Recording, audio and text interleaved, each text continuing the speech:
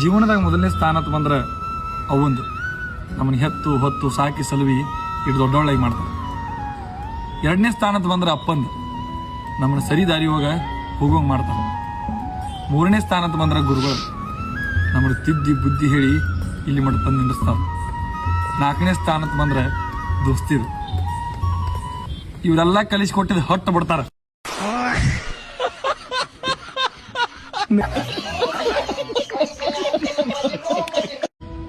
ಜೀವನದಾಗ ಮೊದಲನೇ ಸ್ಥಾನಕ್ಕೆ ಬಂದ್ರೆ ಅವಂದು ನಮ್ಮನ್ನ ಹೆತ್ತು ಹೊತ್ತು ಸಾಕಿ ಸಲುವಿ ಇಟ್ಟು ದೊಡ್ಡೊಳ್ಳಾಗಿ ಮಾಡ್ತಾರೆ. ಎರಡನೇ ಸ್ಥಾನಕ್ಕೆ ಬಂದ್ರೆ ಅಪ್ಪಂದು ನಮ್ಮನ್ನ ಸರಿ ದಾರಿ ಹೋಗೋಂಗೆ ಮಾಡ್ತಾರೆ.